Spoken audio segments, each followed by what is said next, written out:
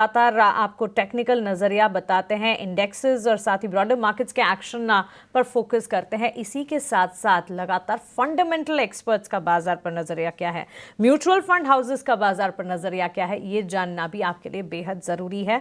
और इसीलिए बाजार के जाने माने दिग्गज को हम हमारे साथ जोड़ते हैं ताकि वो अपने व्यू पॉइंट से आपको बता सके कि मार्केट के सेंटिमेंट्स इस वक्त कैसे नजर आ रहे हैं।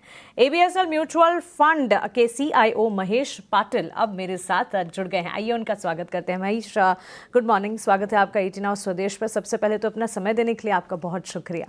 मार्केट पर इस वक्त जो सेंटिमेंट्स नजर आ रहे हैं, देखिए काफ़ी वॉलेटाइल सिनेरियोज हैं, ढेर सारे इवेंट्स हैं जो कि मार्केट डाइजेस्ट कर चुका है, चाहे फिर डोमेस्टिक हो या फिर इंटरनेशनल इवेंट्स हो। आने वाले दिनों में भी अगर देखें तो बजट इज़ अनदर इवेंट जिसे हमें वॉच आउट करना है। ऑफ कोर्स कह सकते हैं कि अनाउंसमेंट्स के लिहाज से अब नॉन इवेंट ही कह सकते हैं, क्योंकि there are lot of announcements out of the budget. लेकिन बाजार के ओवरऑल सिनेरियोज को आप कैसे देखते हैं? सो बाजार का अगर देखोगे अभी जो एक तरह से जो मोमेंटम थी, राइट, वो इलेक्शन जो हुए थे अपना लोकसभा इलेक्शंस के बाद एक तरह से ब्रेक हुई है, राइट। जो एक मार्केट में ट्रेंड चल रहा था कि मार्केट एक तरह से ऊपर जा रहा था without any kind of correction, तो वहाँ पे हमने देख रहा है कि अभी उसके बाद मार्केट में तो करेक्शन हुए बट काफ़ी स्टॉक्स में, राइट, बड़ी मात्रा में करेक्शन हुई है। काफ़ी स्टॉक्स जो होंगे अराउंड 20-30% नीचे ऊपर से गिरे हैं। और जहाँ पे भी अर्निंग्स डिसअपॉइंटमेंट हुई है, राइट, क्वार्टर में, वहाँ पे हमने देखा है कि मार्केट ने उन स्टॉक्स को काफ़ी भारी मात्रा में पनिश किया है। तो अभी मार्केट यहाँ से एक तरह से सतर्क हो गया है कि रिस्क पहले क्या था कि मार्केट में रिस्क टेकिंग जो था it was getting rewarded, right. So अभी काफ़ी सोच समझ के आपको स्टॉक में जहाँ पे रिस्क है और जहाँ पे डिसअपॉइंटमेंट हो सकती है तो वहाँ पे नेगेटिव रिएक्शन भी आ रहा है। तो एक बदलाव आया है मार्केट में लास्ट 3-6 महीने में। और दूसरी तरफ फंडामेंटली अगर बात करें तो कंपनीज़ की जो अर्निंग्स ग्रोथ है और निफ्टी की भी अगर अर्निंग्स ग्रोथ की अगर बात करते हैं तो वो भी जो मोमेंटम थी उसमें, राइट, वो भी ब्रेक हुई है। तो लास्ट 2 क्वार्टर से हमने देखे हैं कि अर्निंग्स ग्रोथ वीक आई है, अर्निंग्स डिसअपॉइंटमेंट भी आए, कुछ अर्निंग्स डाउनग्रेड्स भी आए। अब में 2-3 साल के बाद हम देख रहे हैं कि अभी अर्निंग्स डाउनग्रेड आ रहे हैं। तो जो अर्निंग्स की जो ग्रोथ थी वो लगभग 20% की रफ्तार से चल रही थी लास्ट 3 साल में, वो अभी लग रहा है कि ये साल में हाई सिंगल डिजिट अराउंड 9-10% के आसपास होगी। तो इसके कारण भी जो मार्केट की जो मोमेंटम थी, जो रफ्तार थी, वो कम हो रही है। और तो इसके कारण लग रहा है कि मार्केट यहाँ से अभी एक काइंड ऑफ एक अच्छी बात है कि despite the downgrade to earnings और मोमेंटम, मार्केट फिर भी काफ़ी हद तक संभल गया है। काफ़ी नेगेटिव न्यूज़ जैसे आपने बात की डाइजेस्ट कर चुका है और डोमेस्टिक फ्लोज अभी भी स्ट्रॉन्ग है, राइट। सो उसके कारण मार्केट को एक तरह से एक स्टेबिलिटी मिल रही है। तो आई थिंक मार्केट यहाँ से एक थोड़ा एक कंसोलिडेशन फेज में जा रहा है। हमने देखा था कि लास्ट 3-4 साल में एक तरफ से की काफ़ी रीरेटिंग हो गई थी, तो अभी थोड़ा नॉर्मलाइजेशन फेज़ हमें दिख रहा है। हालांकि ब्रॉडर ट्रेंड जो है मार्केट का हमें दिख रहा है कि एक काइंड ऑफ एक स्टॉप है और एक काइंड ऑफ पॉज ले रहा है, बट बॉर्डर ट्रेंड मार्केट की ऊपर ही रहेगी बिकॉज ओवरऑल जो इकोनॉमी है, हालांकि ये क्वार्टर में इकोनॉमिक ग्रोथ स्लो डाउन हमें लग रहा है कि एक टेम्प्रेरी स्लो डाउन है। गवर्नमेंट स्पेंडिंग जो वीक थी अभी लास्ट 6 महीने में, आई थिंक वो अभी रफ्तार पकड़ रही है और 1-2 क्वार्टर और लगेगा अभी इकोनॉमी को वापस लाइन जो ट्रेंड है उसकी लॉन्ग टर्म उसके लाइन पे आने के लिए। तो अगले 1-2 क्वार्टर के लिए मार्केट शायद रेंज बाउंड हो सकता है। उसके बाद हमें देखना पड़ेगा कि यूएस ट्रंप जब भी आते हैं पावर पे, वो क्या पॉलिसीज़ करते हैं, उसका क्या इम्प्लीकेशंस होगा ग्लोबल इकोनॉमी में, उसको देखते हुए भी आपका जो एफआईएस के जो फ्लोज़ है, राइट, फॉरेन फ्लोज़ जो भी ये साल में काफ़ी वीक थे, काफ़ी सेलिंग देखी थी लास्ट क्वार्टर में, तो वो कैसे आते उसके तरफ से मार्केट का मूवमेंट होगा। बट मुझे लग रहा है कि ये जो करेक्शन है, कंसोलिडेशन अच्छी है मार्केट के, वो एक स्ट्रेंथ देगी मार्केट को नए हाई करने के लिए नेक्स्ट ईयर। ठीक है, तो फंडामेंटल मजबूत हैं, 1-2 तिमाही शायद बाजार रेंज में रहे और काफ़ी कुछ निर्भर करेगा कि डोनाल्ड ट्रंप की पॉलिसीज़ क्या होती हैं। महेश सर, बहुत शुक्रिया आपका समय देने के लिए, स्वागत है आपका 18 आवर्स स्वदेश पर। मैं अभिषेक बोल रहा हूँ दिल्ली स्टूडियो से। सर, ये जो नया फंड आप लेके आए हैं, कॉन्ग्लोमरेट फंड, मतलब थीमेटिक फंड वैसे मुझे बड़े इंटरेस्टिंग लगते हैं, और मैंने पढ़ा और मैंने सुना कि ये टाटा, बिरला, अंबानी, अडानी, महिंद्रा जो बड़े कॉर्पोरेट ग्रुप्स हैं उसमें पैसे लगाने के लिए ये फंड है। ज़रा बताएंगे इसकी सोच कैसे आई इस फंड को बनाने की, और दूसरी चीज़ इसको हम किस कैटेगरी का फंड माने? ये आपने सही बात की, ये जो बड़े बिजनेस ग्रुप्स है, राइट, सो हमने देखा है कि ये पास्ट में भी जब भी इंडिया में बड़ी इन्वेस्टमेंट और कैपेक्स साइकिल जब भी हुई है, राइट, तो ये बड़े ग्रुप सबसे अग्रेसर रहे हैं इन्वेस्टमेंट करने के लिए। तो ये कंग्लोमरेट्स पास्ट में भी अराउंड 45 to 50% जो प्राइवेट सेक्टर कैपेक्स हुआ है राइट ग्रोथ के लिए, वो कंट्रीब्यूट किया है। अभी जिस तरह से अभी इंडियन इकोनॉमी पॉइज्ड है, हमें लग रहा है कि प्राइवेट सेक्टर कैपेक्स यहाँ से इम्प्रूव होगा। अभी तक लास्ट 3-4 साल में गवर्नमेंट और PSUs बड़ी मात्रा में कैपेक्स कर रहे थे, बट अभी बड़े ग्रुप्स जो है एक तरह से उनकी जो बैलेंस शीट्स हैं लास्ट 3-4 साल में जो प्रॉफिट्स आए हैं, कैश फ्लोज आए हैं, वो उन्होंने काफ़ी हद तक अपनी डेट को कम करने के लिए इस्तेमाल किया है। और अभी जो नए इमर्जिंग बिजनेसेस जो आ रहे हैं, जैसे कि हुआ कि electric vehicles, green energy, solar, defence sector में जो ओपन हो रहा है प्राइवेट सेक्टर के लिए, सेमीकंडक्टर्स, तो ये सब इमर्जिंग सेक्टर्स है, यहाँ पे भी ये बड़े ग्रुप जो है वो इन्वेस्ट कर रहे हैं। सो जब भी कोई कंपनी इन्वेस्टमेंट्स अपनी कैपिटल इन्वेस्टमेंट्स इम्प्रूव करती है, तो उसका आपको बेनिफिट अगले कुछ सालों में मिलेगा, जहाँ पे टॉप लाइन और प्रॉफिट ग्रोथ होगी। तो हमें लग रहा है कि एक ऐसे मोड़ पे खड़े हैं जहाँ पे प्राइवेट कैपेक्स अभी यहाँ से पिकअप होगा, और ये बड़े बिजनेस ग्रुप्स जो कंग्लोमरेट्स हम उसकी बात करते हैं, वो उसके लिए रिस्पॉन्सिबल होंगे। और एक चीज़ हमें देखिए कि काफ़ी बिजनेस ग्रुप्स में भी जो एनिमल स्पिरिट की जो बात करते हैं, ओके, वो वापस आ रही है। कुछ बिजनेस ग्रुप में जो नए जनरेशन आ रहा है कहाँ पे, और ये बिजनेस ग्रुप्स काफ़ी जनरेशन से है, कई बड़े बड़े जो ग्रुप्स हैं वो कई सालों से हैं।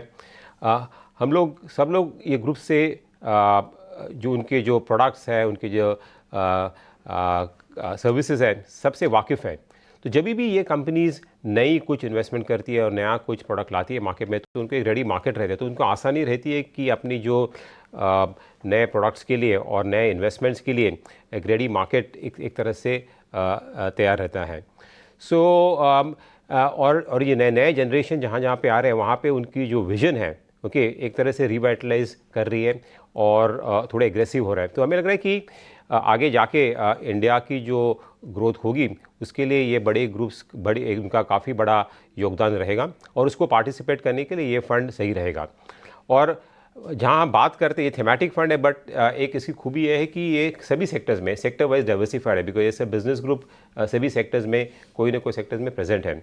तो वाइल थीमेटिक होने के बावजूद मैं कहूँगा कि ये फंड एक कोर फंड जो रहता है, जो डाइवर्सिफाइड फंड रहता है पोर्टफोलियो में, उसकी पोजीशन ये फंड ले सकता है, क्योंकि ये काफ़ी diversified across sectors. So I think ये एक पोजीशन की वजह से एक बड़ी पावरफुल थीम है, जो हमें लग रहा है कि एक यूनिक थीम, जैसे आपने बात की, फर्स्ट टाइम इन इंडस्ट्री है। इसके कारण हमें लग रहा है कि जैसे अगर इंडिया स्टोरी आपको खेलनी है, तो इसके लिए ये फंड सही रहेगा। Okay, a very powerful theme, unique theme in fact, investment avenue, investment opportunity एक नई खुलती हुई है हमारे व्यूवर्स के लिए। BSSL म्यूचुअल फंड ने कॉन्ग्लोमरेट फंड लॉन्च किया है। आपको बता दें, बड़े कॉन्ग्लोमरेट की कंपनी में निवेश करेगा ये फंड, और फंड का NFO 5 से लेकर 19 दिसंबर के बीच खुला रहेगा। लेकिन साथ साथ महेश, आपसे भी जानना चाहेंगे, क्योंकि रिटेल पार्टिसिपेंट्स जो हैं मार्केट की वॉलेटिलिटी जब देखते हैं, they don't really deep dive into the markets like the way you do. So current scenarios को देखते हुए हमारे व्यूअर्स के इंटरेस्ट के लिए आप बताएं कि नवंबर के महीने में जो भारी उतार चढ़ाव मार्केट्स में देखने को मिले, टुवर्ड्स डाउनसाइड मार्केट ने कह सकते एक तरह से तस्वीर दिखाई, आप क्या कुछ खरीद रहे थे, आप किन चीज़ों से दूर थे, और new spaces like renewable energy पर आपका टेक क्या है? सो जैसे मैंने बात की, ये मार्केट में जो माहौल अभी काफ़ी चेंज हुआ है, तो आपको बड़ी सावधानी से मार्केट को ट्रेड करना पड़ेगा। जहाँ पे फंडामेंटल्स वीक है, राइट, जैसे देखा था पहले लिक्विडिटी की वजह से काफ़ी स्टॉक्स ऊपर जा रहे थे, तो आपको अभी ध्यान दे के देखना पड़ेगा कि कंपनीज के जो अर्निंग्स जो आ रहे हैं अगले 1-2-3 क्वार्टर के लिए, राइट, वहाँ पे आपको कॉन्फिडेंस है कि नहीं है, राइट। वहाँ पे अगर डिसअपॉइंटमेंट होगी तो वो स्टॉक्स चलेंगे नहीं, हालांकि उसमें काफ़ी नेगेटिव रिएक्शन भी आ सकती है। तो आपको वो एक तरह से सावधानी बरतनी है।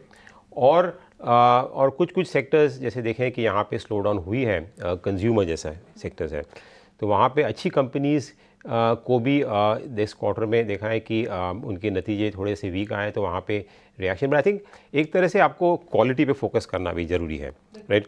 लास्ट 3-4 साल में काफ़ी investors I mean even low quality stocks जो है वो काफ़ी अच्छे रिटर्न दिए हैं।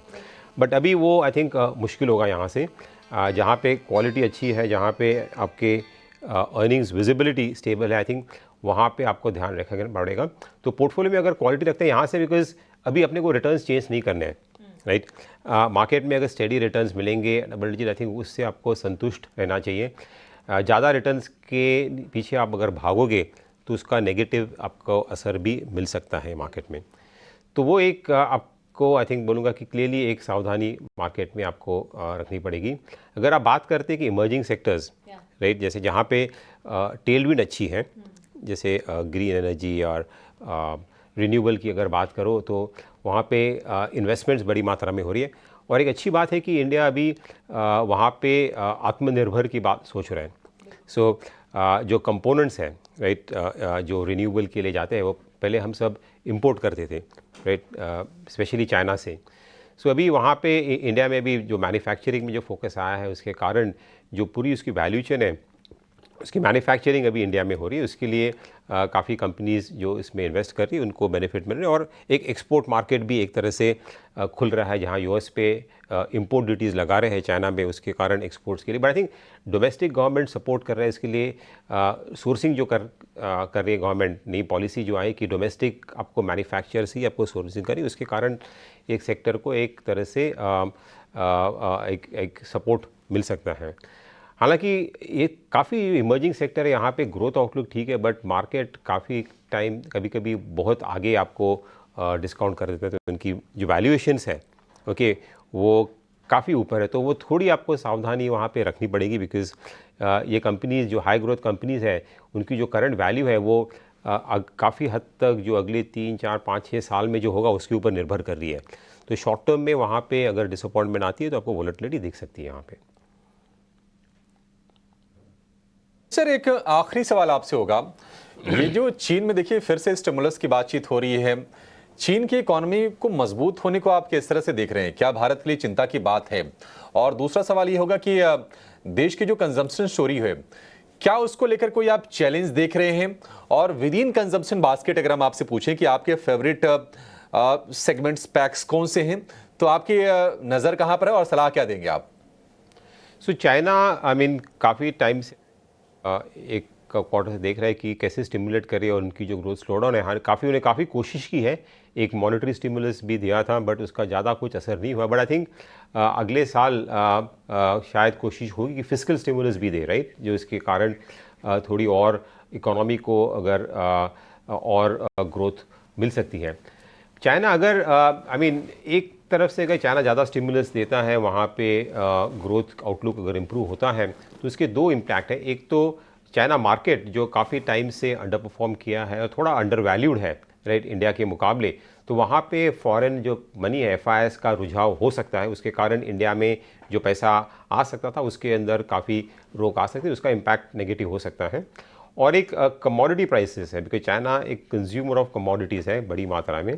तो कमोडिटी प्राइसेस जैसे हुआ स्टील हुआ, कॉपर हुआ, एल्यूमिनियम हुआ, तो कमोडिटी प्राइसेस यहाँ से ऊपर जा सकती है। उसका कुछ कंपनीज़ को यहाँ पे फ़ायदा होगा, बट बाय एंड लार्ज हम लोग कमोडिटी इम्पोर्टर्स हैं, तो हमारी कंपनीज़ की जो कॉस्ट है वो बढ़ सकती है।